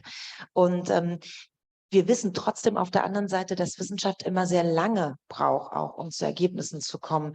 Haben Sie gerade das Gefühl, Sie laufen dem so ein bisschen hinterher, was die Bürgerinnen zum Beispiel von Ihnen erwarten als Lösung? Oder glauben Sie, Sie können eigentlich schon eine ganze Menge bieten und Sie müssen bloß noch enger zusammenarbeiten, zum Beispiel mit der Wirtschaft und der Politik? Ich glaube, dass die wissenschaftlichen Erkenntnisse an vielen Stellen da sind, aber es braucht auch einen Willen seitens der Wirtschaft, einerseits diese Techniken aufzugreifen. Manchmal will man auch keine Neuerungen, die vielleicht länger halten, ja, weil man gut davon lebt, dass die Produkte auch kaputt gehen oder dass man immer wieder was Neues braucht. Das heißt, ich glaube, die Wissenschaft hinkt nicht hinterher und wir haben natürlich einen ganz großen Teil, da geht es um Grundlagen. Also es wird ja vieles beforscht, wo man noch gar nicht weiß, wozu das gut sein wird in 30 oder 40 Jahren und dafür muss es auch Orte geben. Wir haben aber auch sehr viel angewandte Wissenschaft, zum Beispiel in Hochschulen für angewandte Wissenschaften. oder in den Écoles in Frankreich oder in den ingenieurwissenschaftlichen Hochschulen, wo wirklich am Objekt geforscht wird und wo es auch mittlerweile sehr, sehr viele Ausgründungen gibt. Und wenn man sich allein ansieht, jetzt in 2 Wochen ist die Vivatech in Paris. Da sind allein 100 deutsche Startups gehen nach Paris, um zu sagen, wir suchen französische Partner, um unsere Erfindungen, die wir aus der Wissenschaft haben, jetzt auf den Markt zu bringen und tatsächlich zu vermarkten. Ich finde, das ist ein wunderbares Beispiel, dass dieser deutsch-französische Motor von der Wissenschaft raus in die Wirtschaft zu gehen tatsächlich sehr gut funktioniert. Und ich glaube, das ist auch das, was die Bürger von uns erwarten, ja, dass wir werden vom Steuerzahler finanziert, wir generieren Wissen, wir generieren neue Techniken, aber sie müssen auch irgendwann mal raus in die Öffentlichkeit und wir sind froh über diese tolle Start-up-Kultur und wir sind zum Beispiel froh, so etwas wie die Vivatech gibt es in Deutschland nicht. Ja? Also Frankreich hat Dinge, die wir in Deutschland nicht haben und überhaupt dort ein German-French Tech Lab anzubieten und zu sagen, wir sind daran interessiert, gemeinsam weiterzukommen. Es geht nicht um die nationalen Interessen, sondern ums Gemeinsame und ich hoffe, dass es beim Heizen noch mehr geben wird als die Wärmepumpe. Ich glaube auch, das ist ein Wort, das in Deutschland gerade ziemlich unter Beschuss geraten ist. Es gibt die Technologien, man muss sie nur jetzt auch so weit bringen, dass sie uns Menschen tatsächlich helfen und vielleicht nicht so teuer sind, dass sich jetzt alle Sorgen machen müssen. Ich glaube, dass wir in den nächsten Monaten, wenn die Temperaturen wie im letzten Jahr dann wieder steigen, weniger über die Wärmepumpe, sondern wieder dann über den Klimawandel und Réchauffement climatique reden werden im Juli, August. Also ich als Journalistin kann Ihnen schon mal sagen, wir sind immer sehr dankbar wieder für neue Wörter. Ein Wort, das auf jeden Fall auch hier von Make.org sehr unterstrichen wurde in der Konsultation, war das Wort Autonomie, Indépendance. Und da ging es um diplomatische Unabhängigkeit, um energetische Unabhängigkeit, also Unabhängigkeit in vieler Hinsicht, die wir einfach durch die Pandemie gesehen haben, dass sie uns Probleme bereitet, die wir durch den Krieg in der Ukraine jetzt sehen, dass sie uns Probleme bereitet. Und meine Frage an Sie, Christoph Arend, wäre nochmal, wie kann es uns denn gelingen, dass aus diesem Wunsch nach Autonomie und Unabhängigkeit, den die Menschen in der Konsultation zum Ausdruck gebracht haben, nicht ein Zurück nach einem Wunsch nach nationaler Souveränität wird und dementsprechend natürlich auch wieder den Rückzug ins Klein-Klein und vor allen Dingen eben auch in nationale Lösungen statt europäischer Lösungen. Also sehen Sie diese Gefahr auch, die ja letztendlich natürlich wieder den Populisten in die Hände spielt, und wie können wir dem entgegentreten und den Bürgerinnen auch vermitteln, dass Souveränität, Autonomie und Unabhängigkeit verschiedene Dinge sind? La question compliquée, vous la posez en allemand, je vais quand même répondre en français. Si j'avais la réponse, je vous la donnerais bien volontiers, ne serait-ce que pour lutter contre la montée des populistes. Ce qu'il faut faire, peut-être qu'il ne faut pas faire, pour commencer. Il ne faut pas faire ce qu'on a fait sur la crise sanitaire, donner raison aux populistes. Il y avait juste de l'autre côté de la frontière le candidat contre qui j'avais gagné l'élection en 2017, qui s'appelait Florian Philippot, qui était le numéro 2 d'un mouvement qui aujourd'hui s'appelle le Rassemblement National, qui a écrit un livre qui s'appelait Frexit, et dans lequel il disait méfiez-vous de vos amis allemands, en cas de crise sérieuse, leur premier réflexe sera de fermer la frontière. Et j'en ai voulu à mes amis, Sarrois, à l'époque, de lui avoir donné raison. Pas d'avoir eu peur. Je ne leur en ai pas voulu d'avoir peur. C'est humain d'avoir peur. C'est humain d'avoir peur d'un danger invisible, inconnu, mortel, transmis par l'autre. Mais c'est populiste d'utiliser la peur générée par un tel danger contre l'autre. Et c'est improductif. C'est improductif. Donc aujourd'hui, la première chose, soyons certains que, je crois que c'est au CE1 ou CE2, deuxième, troisième classe, qu'on apprend que la démographie, c'est une force et que de tout temps, les humains, leur force, c'était leur démographie. Et si aujourd'hui, quelqu'un croit que 67 millions de Français seuls peuvent s'en sortir, que 85, 86 millions d'Allemands seuls peuvent s'en sortir, c'est une erreur. 150 millions de Français et d'Allemands seuls n'y arriveront pas non plus. Ils ont besoin de leurs autres partenaires Europe. Et c'est en ce sens-là que Brexit était une très mauvaise chose à la base, parce qu'elle nous fait perdre 10% de notre puissance démographique. Et c'est ça la réponse. Il faut qu'aujourd'hui, en écoutant ce que réclament les citoyens, on leur montre que la réponse collective qu'on peut y apporter améliore la vie au quotidien. Améliore la vie au quotidien. C'est pour ça qu'a été créé le comité de coopération transfrontalière. Sa première base, c'était corriger les irritants du quotidien générés par la proximité d'un voisin d'un autre pays et le transposer sur les autres frontières européennes. Il n'y a qu'en améliorant la vie quotidienne des compatriotes, alors on ne va pas répondre à toutes les questions en même temps, hein, on ne va pas aller, mais on arrive à dégager des priorités dans une étude comme ça. Et on arrive à dire, voilà, répondez à ces questions-là, ça va améliorer notre vie quotidienne. Et ça, c'est quelque chose qui va nous permettre de montrer que notre modèle, qui est la démocratie, c'est pire de tous les systèmes abstraction faite des autres, comme disait Churchill, mais c'est à nous de démontrer que c'est le seul à même de nous permettre de progresser dans notre quotidien, mais aussi dans notre humanité.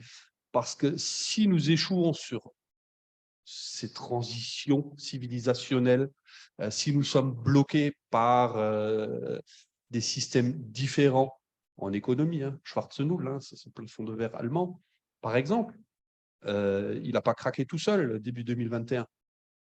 Il y a eu une tribune de Wolfgang Schäuble et de Richard Ferrand, il y a eu une tribune des deux présidents du bureau de l'Assemblée parlementaire franco-allemande, Andreas Jung et Christoph Arend, à qui Angela Merkel et Emmanuel Macron ont répondu « Mais vous êtes fous, on ne va jamais de la vie mettre Next Generation EU ». Il y a eu les parlementaires européens. Et le 18 mai, un mois après, il y a eu cette initiative Macron-Merkel. Mais parce qu'il y a eu une pression, parce que les gens n'allaient pas bien, parce qu'il fallait intervenir en urgence. Et c'est ça. Si nous ne sommes pas capables de répondre à ces choses capitales, on a créé l'Europe sur l'économie et l'énergie, la CECA. On crée l'Europe sur la mise en commun de l'énergie et des ressources. Et bizarrement, aujourd'hui, on est de nouveau chacun souverain tout seul dans notre coin sur l'énergie. On a baissé la garde. Euratom, c'était une mise en commun sur l'énergie. Et bizarrement, après, dans les traités suivants, Lisbonne, quelque part, on a perdu pied. Et si toutes les choses que nous avons acquises en travaillant ensemble, comme cette amitié et la paix, parce que nous pensons que c'est selbstverständlich, eh ben, l'histoire va nous le rappeler. Je reste encore une petite seconde sur cette question d'autonomie et d'indépendance. Qu'est-ce que vous, en tant qu'économiste, pensez sur cette tendance pour les entreprises, par exemple? Parce que je veux dire, il y a quand même une contradiction entre chaque pays veut produire certaines choses, on se rappelle pour la pandémie, indépendamment, et en même temps, on vit, comme je le disais tout à l'heure, dans un monde complètement globalisé. Et je pense que c'est une question pour les entreprises. Non, c'est une question pour les entreprises. Et il y a quelque chose de très frappant aux dernières rencontres de Davos. C'est le fait que c'était, après l'interruption liée à la pandémie, c'était le retour des autorités chinoises. Les Chinois sont revenus avec un discours extrêmement ouvert sur le thème « revenez », appelant les entreprises européennes, américaines à revenir et à investir davantage vers la Chine. Et ce qui était frappant, c'est que en même temps qu'il y avait cet appel chinois au retour des entreprises occidentales, il y avait ce travail qui consistait à essayer de plus en plus non pas de se découpler véritablement de la Chine, mais en tout cas de se mettre en situation de ne plus être dépendant d'un seul producteur, surtout de biens centraux et de biens manufacturés. Et j'ai l'impression que ce choc de la pandémie est probablement a été le révélateur en fait de cette tendance, de cette idée que l'on ne pouvait plus prendre le risque d'être perpétuellement dépendant d'un seul centre de production. Et ça se voit. Vous avez toutes ces discussions, par exemple, aujourd'hui aux États-Unis, sur ce qu'ils appellent le friendly shoring, donc faire en sorte que la production revienne vers des pays alliés, des pays amis, pour s'éviter enfin des contraintes géopolitiques. Et ça commence à avoir une réalité palpable sur l'économie, par exemple, mexicaine. Donc c'est une réalité. Et l'Europe est dans une position qui est assez compliquée dans cette phase, parce que l'Europe est construite économiquement autour d'un soutien franc et massif à l'idée du libre-échange. Et surtout depuis la crise souveraine des années 2010-2012, même dans les pays qui jusqu'à là étaient assez centrés sur leur propre demande domestique, tout le monde s'est mis à imiter l'Allemagne d'ailleurs, dans un modèle de développement qui est davantage centré vers les exportations. Et aujourd'hui, ce modèle-là est effectivement un peu remis en cause. Je reste quand même, désolé cette réponse longue, j'en termine, je reste quand même assez optimiste sur la poursuite en fait d'un mouvement de globalisation des échanges. Il y aura probablement davantage de prise en compte des contraintes géopolitiques, ça c'est très clair. Il y a probablement davantage de doublons, enfin de systèmes de sécurité d'approvisionnement. Mais l'idée qu'on reviendrait à un système autarcique, je pense, est totalement perpendiculaire à la pensée de toutes les grandes et petites même entreprises européennes aujourd'hui qui sont vraiment construites sur cette idée du libre-échange. Comme le temps est déjà un peu avancé et qu'on a envie aussi d'avoir un peu quelques retours du public, je profite donc du fait que Gilles nous a amené encore sur le champ économique pour saluer Frédéric Berner qui est là parmi vous, qui est directeur général de la Chambre de commerce et de l'industrie France-Allemagne. Et je voudrais aussi, vous avez le micro, je voudrais bien aussi un tout petit peu vous demander de rebondir ce qui vient de dire Gilles Meauwegh par rapport à ce conflit entre autonomie, souveraineté, parce que vous êtes au cœur de la collaboration économique franco-allemande et vous avez peut-être, j'imagine, un point de vue quand même assez positif parce que vous voyez des exemples réussis dans votre travail.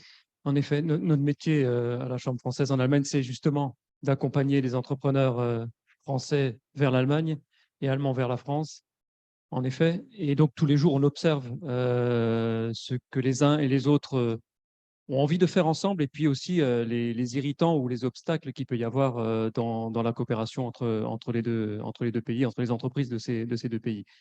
Le phénomène qu'on vient d'évoquer est réel.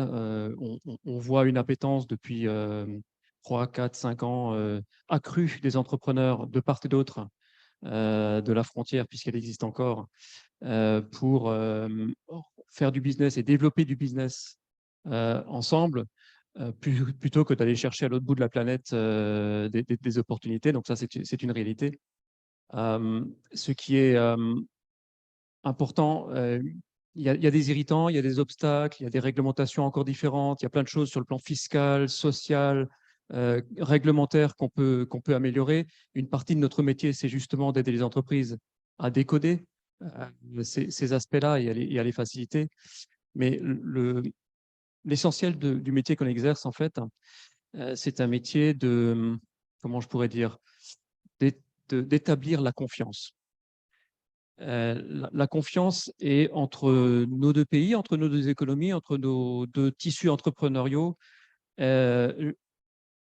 jamais évidente. C'est pas un postulat de départ. Il y a quand même toujours cette méfiance réciproque, presque ancestrale. Et donc, notre métier, ça consiste justement à aider les entreprises à gagner la confiance de l'autre parce que ça commence par le comprendre, l'écouter, le comprendre, décoder sa façon de penser, décoder sa façon de réagir, et puis ensuite s'adapter. Et ça, c'est quelque chose, et c'est peut-être là-dessus que je voudrais terminer. Bien sûr, c'est notre métier, je suis très content de l'exercer, ce métier-là, mais j'aimerais bien qu'un jour, je n'ai plus à l'exercer. Et qu'elle soit tellement évidente, cette confiance. Et ça passe par l'éducation. Et je voudrais laisser ce message-là.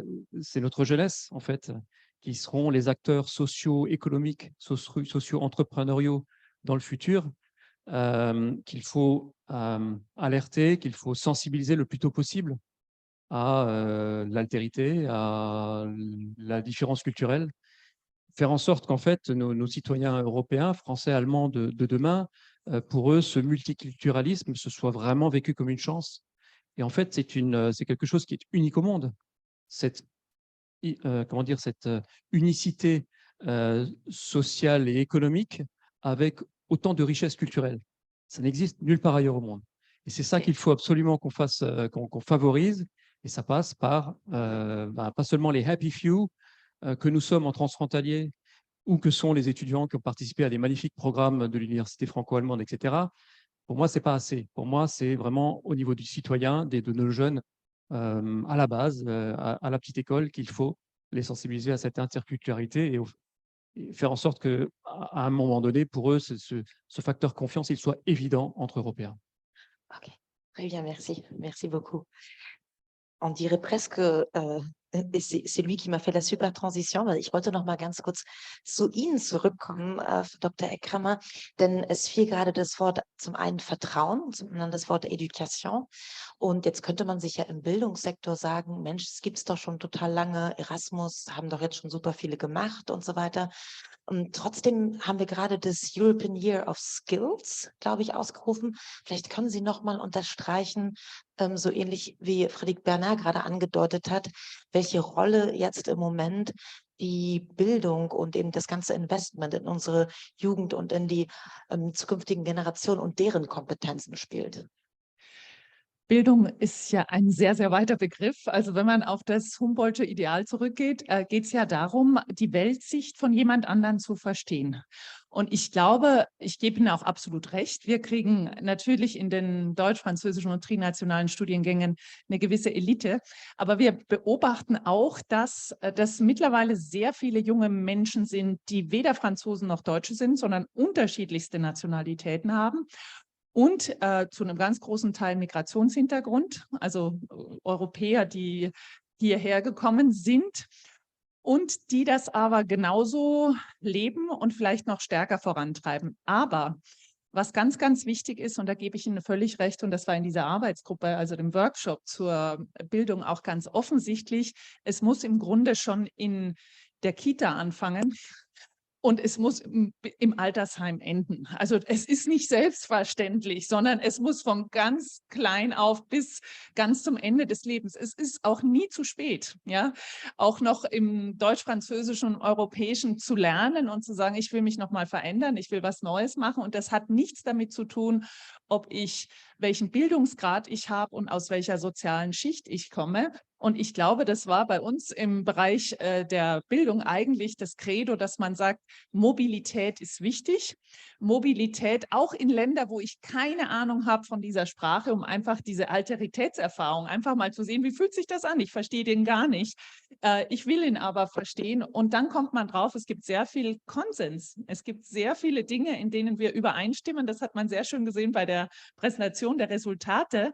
Und wenn wir uns auf den Konsens und auf die Gemeinsamkeiten fokussieren, kommen wir sehr, sehr weit schon. Und dann bleiben noch ein paar Themen, wo wir natürlich noch arbeiten müssen. Der Energiesektor ist sicher einer davon. Aber dort gibt es auch eine Lösung, wenn es den grundsätzlichen Willen gibt, zusammenzuarbeiten. Und ich glaube, da haben wir wirklich gemeinsam eine Arbeit zu leisten, dass man sich dem anderen annähert und zumindest passiv versteht, was er möchte. Also also das Ideal, dass jeder zweisprachig, dreisprachig, viersprachig wird, werden wir nicht schaffen. Aber wir können uns einer Öffnung annähern. Und es gibt wahnsinnig viele Partner, auch hier im Raum, die daran arbeiten und die jeden Tag sich dafür einsetzen, dass das tatsächlich auch in Zukunft so sein wird. Eine der Partnerinnen möchte ich jetzt noch mal ganz kurz um ein Feedback bitten. Und Charlotte Düring von der Europäischen Akademie Berlin, vielleicht auch verbunden mit einer Frage, denn Sie waren ja jetzt hier auch mit in den Workshops. Es gibt so viele Tools im Moment. Ne? Ich mache ein Stichwort künstliche Intelligenz. Es gibt so viel, was wir neu erfahren, von dem wir denken, es erleichtert uns auch allein die Kommunikation. Ich rede nur von gewissen Sprachtools auch. Macht Sie das eigentlich hoffnungsfroh, dass die Dinge dadurch auch schneller vorangehen können? Oder verstehen Sie auch Leute, die sich momentan gerade sehr skeptisch geben, ob das mit den Technologien uns wirklich auf so einen guten Weg bringt? Ja, vielen Dank für die Frage. Ich glaube, ich fange vielleicht einmal noch an mit diesem Workshop oder mit einem grundsätzlichen Feedback zu dem, was wir auch heute besprochen haben. Eine Sache, die ich sehe, und ich komme dann auch gerne gleich zu der künstlichen Intelligenz, ist die, dass diese deutsch-französische Kooperation, all die Ideen, die wir sehen, niemals losgelöst sein kann von dem europäischen Kontext. Das heißt, vieles kann losgetreten werden, angestoßen werden im Deutsch-Französischen, in der Zusammenarbeit. Aber am Ende, und das haben wir in den Workshops gesehen, sind es europäische Lösungen, die wir brauchen. Also es ist nicht, dass man ein deutsch-französisches Gesetz erlässt, sondern im besten Fall ein europäisches, was für andere Mitgliedstaaten genauso gelten kann. Und ich glaube, diesen Gedanken darf man nicht vergessen, wenn man sagt, wir machen was gemeinsam als Deutschland und Frankreich, ja. Aber es gibt noch so viele andere europäische Partner, die ebenso viel dazu beitragen können, die man mit ins Boot holen kann. Und also das ist das eine, und das andere ist, dass es den Willen braucht. Also wir haben viele Ideen und wir sagen alle, Mensch, das ist klasse, es wäre schön, es würde es geben. Und hier sind viele Leute, die tagtäglich daran arbeiten. Aber es braucht den Willen von uns allen, zu sagen, okay, das ist eine gute Idee. Wir wollen, dass wir gegenseitig nicht nur die Kriege voneinander lernen, sondern auch die Freundschaft. Also gehen wir es doch jetzt an. Und diesen Willen braucht es auch auf allen Ebenen. Die zwei Dinge wollte ich gerne noch loswerden. Und jetzt zu deiner Frage, vielen Dank. Was wir sehr stark erleben und was wir tun in der ERB in Berlin, ist politische Bildung Tag ein, Tag aus. Natürlich kann das eine Hilfe sein, aber wir müssen diesen Umgang damit lernen, und es kann niemals das ersetzen, was wir haben. Also wir haben ein Tagungshaus, wir bringen Menschen zusammen, die Begegnung, so wie wir sie auch heute hier im Raum haben, lässt sich niemals ersetzen. Was haben wir gemerkt in der Pandemie? Das Haus war leer, wir saßen alle bei Zoom und haben uns damit abgemüht und gehofft, dass wir doch dennoch ein bisschen was davon lernen und ein bisschen was von dieser Begegnung mitnehmen können. Aber das lässt sich niemals ersetzen. Ich glaube, wir müssen alle lernen, diese Tools, die wir haben, schlau einzusetzen, in erfolgreichen Formaten, in erfolgreichen Ansätzen, die wir schon haben, die bewährt sind, die wunderbar funktionieren, zu sagen, wie können wir das noch auf ein besseres Niveau bringen? Wie können wir das noch zugänglicher machen, inklusiver machen? Sei es Sprache, aber auch für ganz andere Bereiche. Wie können wir diese Tools ja für uns arbeiten lassen im Grunde, um all die Vorhaben, die wir auf unseren Agenden haben, alle hier im Raum, schneller oder besser in die Umsetzung zu bringen. Okay, Danke. Vielen Dank. Sehr schön. Jetzt höre ich mir gerne natürlich noch an, ob Sie uns noch was mitgeben wollen auf den Weg oder eine Frage haben vielleicht an die Leute, die hier mit mir auf dem Podium sitzen. Gibt es irgendwo eine Frage? Pardon. Pardon, vous m'entendez? Oui. Non, simplement, je voudrais profiter de cette réunion pour parler d'une question qui a été soulevée dans l'atelier et qui concernait l'acceptation des politiques publiques. Et notamment, bon, en France, certes, je pense que c'est la même chose au niveau allemand, mais pour pouvoir arriver à atteindre certains objectifs qui paraissent complètement flous pour certaines personnes qui vivent dans des endroits plus reculés où effectivement il n'y a peut-être pas le débat qu'il peut y avoir ailleurs dans les grandes capitales européennes. Est-ce que je profite de votre présence pour vous poser la question sur comment vous voyez l'acceptation de la politique publique telle qu'elle devrait être faite dans les années qui viennent, parce qu'il y a un fossé parfois entre les idées qui sont proposées et puis la façon dont elles sont accueillies par le peuple. Voilà. Je pense du coup, Christophe, vous êtes le mieux placé, on va dire, pour répondre à la question, parce que poser la question sur la politique. On a énormément réfléchi à cette question. Moi, j'ai exercé mon mandat de député en pleine période qu'on a appelée la crise des Gilets jaunes. Et cette crise des Gilets jaunes, j'ai peut-être une analyse qui va vous paraître simpliste, mais à Paris, on a imaginé qu'en taxant le diesel au même niveau que l'essence, on faisait quelque chose de bien pour l'environnement. Or, à Paris, lorsque vous vous rendez au travail, vous utilisez les transports en commun le plus souvent. Une trottinette et le vélo. À Paris, pas trop, à Berlin plutôt. Hein. À Paris, c'est un peu dangereux, Romy. Mais ça fait longtemps que vous n'êtes pas venu à Paris, On non? comprendra que je n'étais pas dans le parti d'Anne Hidalgo.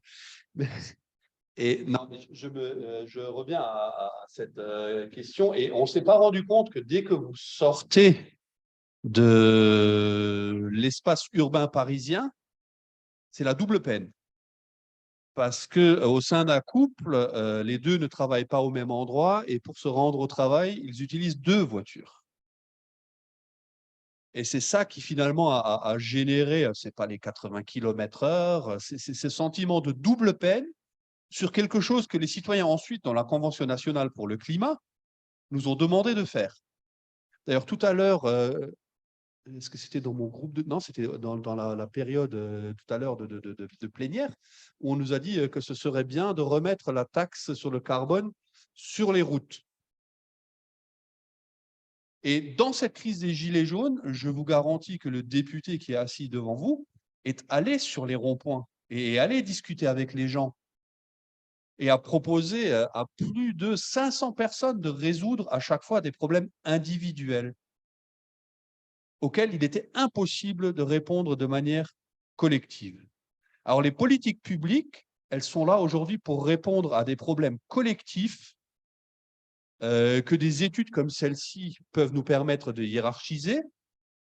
Et comme l'étude s'appuie sur quelque chose de scientifique, eh ben, on acceptera mieux la hiérarchie. Mais lorsque cette hiérarchisation sort uniquement de cabinets ministériels, parisiens, l'acceptance, l'acceptabilité, elle est moindre. Et vous avez beau avoir votre élu de proximité, qui est le plus souvent le maire, et on a suivi dans l'actualité française ces derniers jours comment cette inacceptabilité pouvait se traduire contre ce maire qui est pourtant l'élu préféré des Français. Et lorsqu'on regarde des études en dehors du milieu initié de la science politique, de certaines administrations, et qu'on demande quel mot vous vient en premier quand on parle de politique, eh bien, en France, le mot dégoût arrive très, très, très, très haut. Donc, des consultations citoyennes, mais en expliquant aux citoyens qu'on ne va pas reprendre leurs propositions en l'état, comme l'erreur a été faite en France sur la Convention citoyenne pour le climat, parce que un certain nombre des propositions qu'on peut lire ici, 1, ont déjà une application, 2, ne sont pas durables, 3, ne sont pas acceptables pour des questions budgétaires, et deuxièmement, que les élus de terrain puissent aller rediscuter avec les gens sereinement, parce que ces gens-là ont l'impression qu'au niveau central, en tout cas en France, on les écoute. En Allemagne, ce n'est pas complètement différent. Ce n'est pas complètement différent, mais une partie du problème est résolue, à mon sens, et très humblement, par une professionnalisation de la politique. Par une professionnalisation de la politique qui fait que l'élu en Allemagne, il est élu. Et il peut faire ça quasiment à temps plein à chaque fois. Un député dans un Landtag, qu'on pourrait comparer. Alors, un conseil régional ou un conseiller départemental en France, c'est selon sur les compétences. Mais en France, très souvent, le conseil régional, il a un autre travail à côté, et le conseil départemental aussi. Donc, une professionnalisation de la politique, et puis la dernière chose, des partis politiques qui ont une colonne vertébrale. Ce qui est encore le cas en Allemagne, ce qui en France, et voilà, je fais partie des gens qui ont démembré la colonne vertébrale, mais c'est important d'avoir une idéologie identifiable, voilà, sans partir dans les extrêmes. Est-ce qu'on a une petite dernière remarque ou question avant que je laisse Axel clore notre session? Oui, j'en ai plus là. Peut-être on est plus rapide avec le micro. Rouge, vert ou orange? Je ne demande pas la priorité politique. Nicolas, il y a quelque chose qui me frappe beaucoup quand on parle France-Allemagne ou de l'Europe. J'ai l'impression qu'on parle beaucoup d'anciennes recettes quelque part. On dit l'avenir, c'est le libéralisme, l'économie, ça va nous aider à nous développer, enfin, c'est un vecteur de paix. Et quand on parle de France-Allemagne, on se met à parler d'énergie, on se met à parler de transport, qui sont des choses extraordinairement utiles, mais c'était un peu le combat du siècle passé, en fait. Et si on regarde les grandes entreprises mondiales, les Google, les Amazon, les Alibaba, ils sont plus sur ces sujets-là, en fait, sur les technologies, l'intelligence artificielle, l'informatique. Et j'entends peu ces éléments-là dans les discours sur l'Europe, sur la France-Allemagne. Alors, peut-être que c'est moins proche des préoccupations des gens, mais pour moi, c'est un vrai sujet d'avenir. Je vais laisser peut-être Gilles Moec répondre à ça, mais permettez-moi juste de dire, parce que j'ai quand même un tout petit peu écouté ce qui s'est passé dans le workshop, je crois que le sujet était toujours quelque chose qui était présent en tant qu'outil pour répondre à des questions thématiques qu'on a posées. Donc, je pense qu'il ne faut pas faire la séparation entre les différentes recettes. Je pense juste que ce que vous mentionnez comme technologie, c'est quelque chose qui s'ajoute, mais qui peut aussi offrir des réponses aux thématiques. Mais Gilles, est-ce que vous entendez son point? Est-ce que vous pensez que on passe à côté en Europe en ce moment, à côté de certaines tendances, certains sujets? Je ne sais pas si on passe à côté, et en tout cas, pour moi, on ne peut pas répondre à la question des nouvelles technologies sans se poser des questions quand même assez lourdes en termes de disponibilité de l'énergie. C'est-à-dire qu'on parle là de nouvelles technologies qui, dans certains cas, sont incroyablement énergivores. Il ne faut pas me lancer sur le sujet, mais par exemple, les cryptos, qui étaient tellement à la mode jusqu'à il y a peu, sont des machines à engendrer du carbone pour un résultat social qui me paraît proche de 0, voire négatif. Je ferme la parenthèse. Donc, attention à cela. C'est-à-dire que derrière des nouvelles technologies qui peuvent être effectivement extraordinairement porteuses de productivité, de gains de compétitivité et de gains de bien-être, on a des vraies questions, pour utiliser une expression anglaise, désolé, de bread and butter. Derrière, il y a de l'énergie, il y a des réseaux qui doivent fonctionner, et ça peut être extraordinairement fédérateur en Europe. Parce que sur la question, par exemple, énergétique, et là où je ne pense vraiment pas que ce soit un combat d'arrière-garde, on ne réglera pas, surtout pas ici ce soir, la question quasi religieuse des choix du mix énergétique entre la France et l'Allemagne. En revanche, il y a quelque chose qu'on peut faire avancer et qu'on peut continuellement rediscuter et pousser, c'est la question d'une meilleure intégration des réseaux. Ils ont quand même failli craquer l'hiver dernier, les réseaux d'approvisionnement électrique en Europe. Voilà, c'est pas glamour, ça fait un peu vieux style, mais c'est incroyablement important et encore une fois fédérateur. Et pour revenir aussi à la question sur la perception des citoyens, le prisme énergétique, ça a été un prisme extrêmement important depuis le début de la guerre en Ukraine parce qu'on part de quelque chose qui est extrêmement concret pour les gens. Comment je me chauffe, comment je me déplace et combien ça me coûte.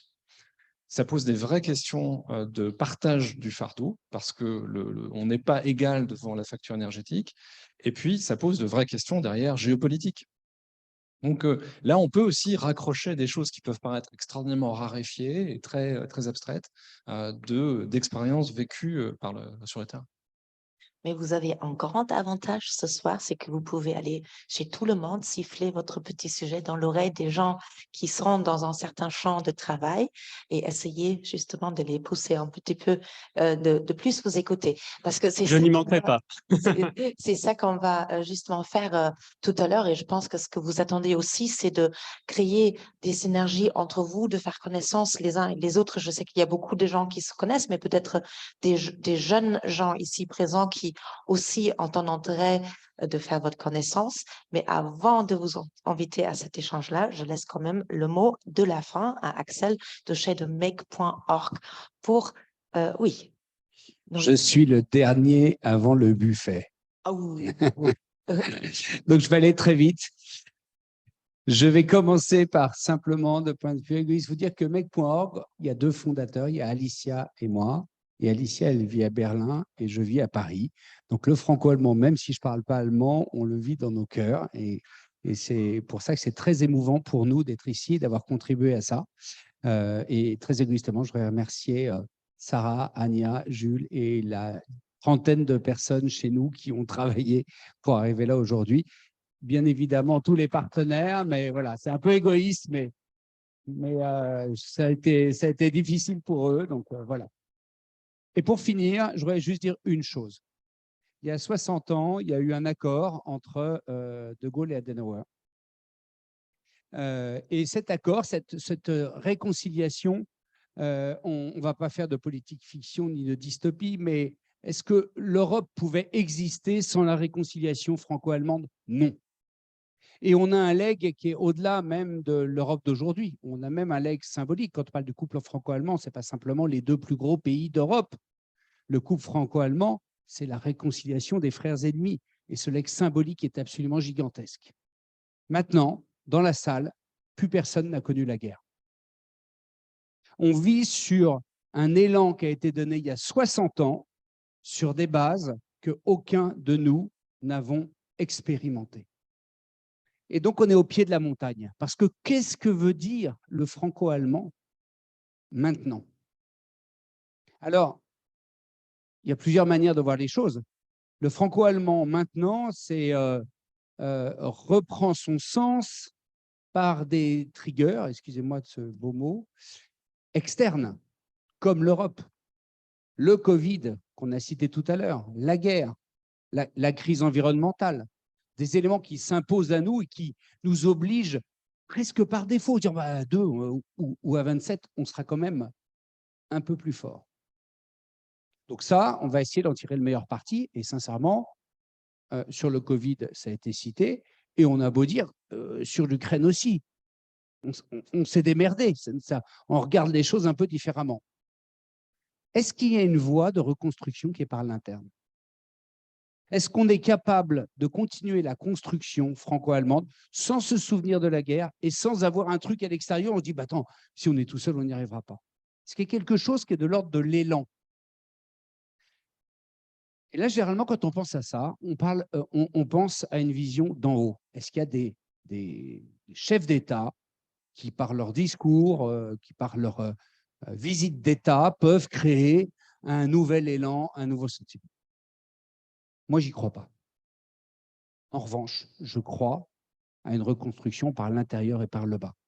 Ça fait 7 ans qu'on existe, on a fait une centaine de consultations, on a dû faire une vingtaine qui étaient sur plusieurs pays européens, dont 2 qui sont sur les 27 pays. Il y a beaucoup plus de consensus entre les citoyens qu'entre les États. Donc, le véritable élan, la véritable matière sur laquelle on peut retisser la deuxième étape, elle partira d'en bas. Pas toute seule, ce n'est pas la révolution, mais le pacemaker, la grille, le vocabulaire, la matière, elle vient d'en bas. Et la dernière chose que je voulais dire, et là, je suis un peu en syndrome de Stockholm parce que c'est vraiment quelque chose qui nous a permis de fonder MEC il y a maintenant 7 ans. C'est que quand on regarde par en bas, bah, comme vous avez vu, on a structuré, il y a les consensus, il y a les controverses. Sauf qu'on est dans un monde où on ne voit que les controverses. Pour gagner politiquement, il faut jouer la controverse. Médiatiquement, pour être lu, il faut jouer la controverse. Et si on surpondérait les consensus? Construire l'Europe, ce n'est pas se mettre d'accord là où on n'est pas d'accord, c'est avancer plus vite, là où on est déjà tous d'accord. Et il y a beaucoup, beaucoup, beaucoup de choses. Donc voilà, je ne sais pas à quoi contribuera cette réunion, mais la réalité des débats, l'expérience qu'on en a sortie grâce à votre présence et puis ce livrable qu'on va maintenant donner au pouvoir public sans se dire que ça suffit, mais comme une simple étape dans une construction plus durable. Je pense que c'est notre avenir commun. En tout cas, merci beaucoup.